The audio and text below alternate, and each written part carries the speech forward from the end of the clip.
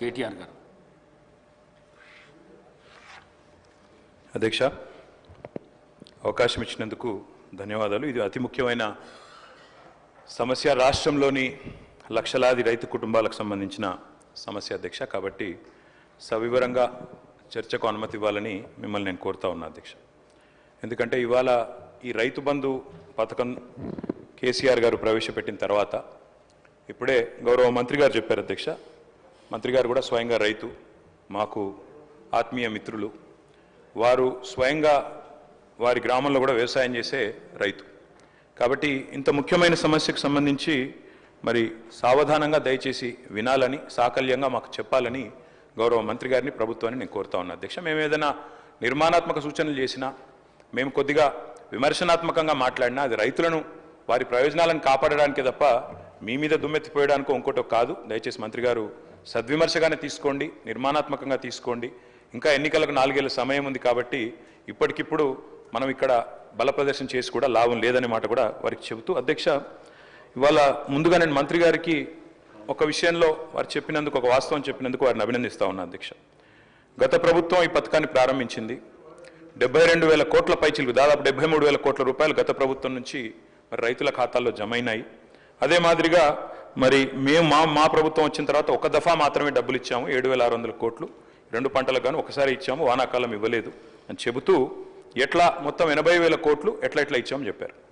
అందులోనే గౌరవ మంత్రి గారు ఒక మాట ఇక్కడ చెప్పారు అధ్యక్ష, ఏదో దుర్వినియోగం జరిగిపోయింది, 21,283 కోట్ల దుర్వినియోగం జరిగింది అన్నట్టుగా వారు ఒక ఖాతా ఇచ్చారు. దయచేసి మంత్రి గారు నేను కోరుతా ఉన్నా, మీరిచ్చిన 2వ పేజీ దయచేసి ఒకసారి చూడండి. అందులో మీరిచ్చిన దానిలోనే ఏం రాశారు అధ్యక్ష?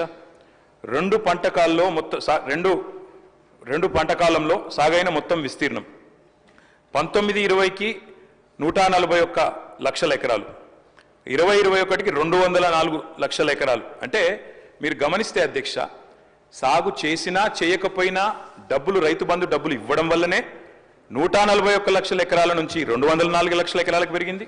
ఆ తర్వాత 212 లక్షల ఎకరాలకు పెరిగింది. ఆ తర్వాత మళ్ళీ 206, అంటే 2,06,00,000 ఎకరాలకు పెరగడానికి కారణం గౌరవ మంత్రి గారు, మేము సాగు విస్తీర్ణం పెరగాలన్న ఉద్దేశంతో ఇచ్చినాం కాబట్టే విస్తీర్ణం పెరిగిందన్నమాట దయచేసి మీరిచ్చిన లెక్కల్లోనే ఉన్నది. అట్లాగే మంత్రి గారు మరి ఒక 2-3 విషయాలు చెప్పాలి. మీరు మాట్లాడిన తర్వాత మీ ఇష్టం అని చెప్పండి సార్.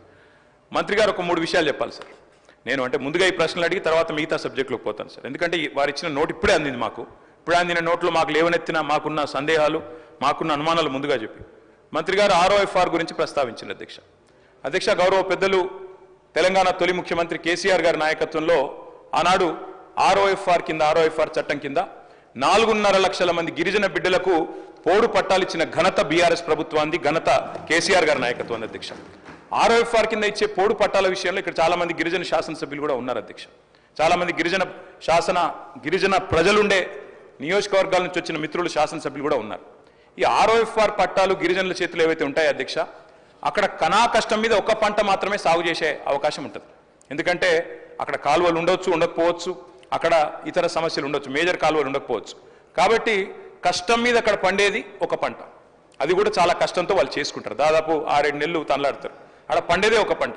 అంటే ఇప్పుడు మంత్రి గారు చెప్పిన లెక్క ప్రకారం ఈ గిరిజన బిడ్డలు ఎవరైతే మేము గతంలో పోడు భూముల పట్టాలు ఇచ్చినామో, ఎవరికైతే మేము 4.5 లక్షల ఎకరాలు పట్టా ఇచ్చినామో వారికి మరి ఈ 2వ విడత వారు రైతు బంధు ఇవ్వరా? మంత్రి గారు దయచేసి తప్పకుండా గిరిజనుల తరపున అడుగుతా ఉన్నాం, సమాధానం చెప్పాలి.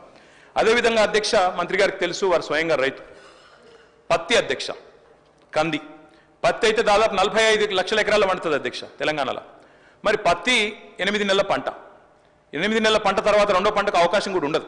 అంటే ఇప్పుడు మంత్రి గారు చెప్పిన లెక్క ప్రకారం మరి పత్తి రైతుకు 45 లక్షల ఎకరాల్లో సాగు చేసే పత్తి రైతుకు ఒకటే పంటకి ఇస్తామన్నట్టుగా ఉన్నది. ఈ విషయంలో కూడా వారు మా సందేహం నివృత్తి చేయాలి. ఒకటే పంటకి ఇస్తారా, 2 పంటలకు ఇస్తారా?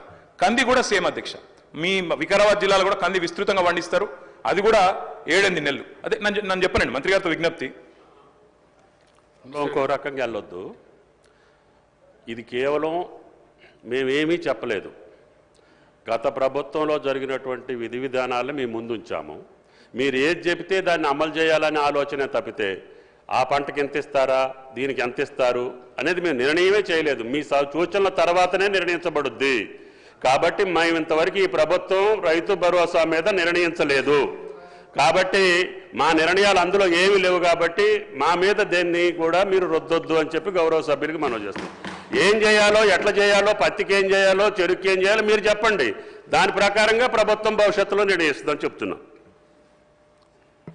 అధ్యక్ష, ఒకవేళ కోసే ప్రయత్నమే లేకపోతే అటు రైతు బంధు పథకాన్ని కోతలు పెట్టే ఉద్దేశం లేకపోతే వారు పీఎం కిసాన్ గురించి చెప్పరు అధ్యక్ష. పీఎం కిసాన్ లెక్కలు నా దగ్గర ఉన్నాయి. పీఎం కిసానే ప్రామాణికంగా తీసుకుంటే అధ్యక్ష దాదాపు 25% మంది రైతులకే వస్తుంది తెలంగాణలో. ఇప్పుడు వస్తున్న రైతుల్లో 25% మందికి వర్తిస్తుంది ఒకవేళ పీఎం కిసాన్ మార్గదర్శకమే మీకు మార్గదర్శకం అయితే. మంత్రి గారి స్టేట్మెంట్లోనే పీఎం కిసాన్ గురించి చెప్పినారు కాబట్టి పీఎం కిసాన్ అనేది చెప్పాము. ఇవ్వమంటే ఇస్తాం, ఇవ్వమంటారా వద్దంటారా మీ ఇష్టం అంటున్నా.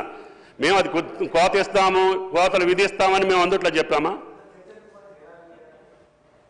మరి మాకు అర్థం కాదు ఏంటంటే యథాతథంగా ఉన్నదున్నట్టు ఇచ్చేందుకు చర్చ ఎందుకు సార్? మరి యథాతథంగా రైతు బంధు ఉన్నదున్నట్టు ఇస్తే యథాతథంగా ఉన్నదున్నట్టు ఇస్తాం, మేము కోతలు పెట్టాము అనుకుంటే చర్చ ఎందుకు? ఇంకా యథాతథంగా ఇవ్వచ్చు, 15,000 ఇవ్వచ్చు. ప్రజాభిప్రాయం ప్రకారంగా, మీ అభిప్రాయం ప్రకారంగా విధి విధానాలు నిర్ణయించబడతాయి.